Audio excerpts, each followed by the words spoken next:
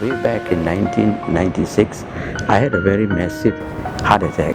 Whatever the chances he says, 5% world population and all that, I told myself, I have to have faith in God. Did you know by donating your heart, you can save a patient with a heart failure? With your support, their heart will go on. To date, since 1997, IGN has performed 26 heart transplants, and this life-saving effort will continue to go on.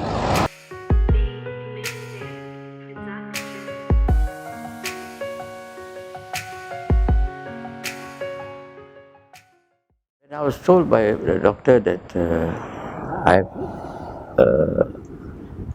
the chances are very slim in me surviving, unless I go for a heart transplant. And he told me the cost of the transplant and how much it will cost, nothing less than $1 million, and you got to do it overseas. So that, of course, depressed me a bit. From his appearances, Albert may look like any normal elderly doing about his daily routine. At 70 years old, Albert Gunaratnam is the longest surviving heart transplant patient in Malaysia. Hi, I'm Sharifah Noaidam Tisaino. I'm transplant coordinator of IGN. My main role is to coordinate transplant cases when an organ donor is available. Hello, selamat petang, Mr. Albert. Abang Sharifah ni. Kasihan. The transplant unit at IGN was formed in June 1996. IGN multidisciplinary staffs were sent to Alfred Hospital in Australia for training. The first heart transplant was done on 18th December 1997.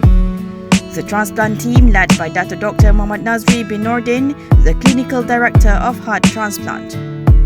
If there is an organ donor available at any time, the information will be provided by the National Transplant Resource Centre or NTRC. The transplant coordinator will call and inform the clinical director of heart transplant. Yeah, I have to thank them at the bottom of my heart and what they did for me and all the transplant patients who are surviving today, and it's all because of them. With patients who have heart failure, they have various stages of management. So the first management, which includes lifestyle changes. So for example, patients will require to do a light exercise. They have to ensure that they restrict their fluid intake. They cannot drink too much water. Although he was one of only 5% of the world population with AB positive blood, he fought to live for his family. He went to IGN on referral, where he was assessed and registered on the organ donor waiting list.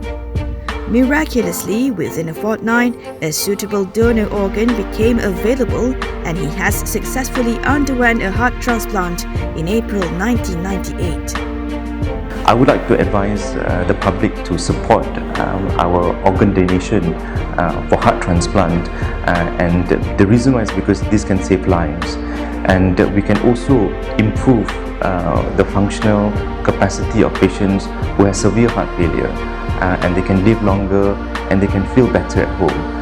And I strongly believe that patients who had a heart transplant will benefit so much out of this. And I would like to pledge the public to help us in terms of saving lives for our patients with severe heart failure.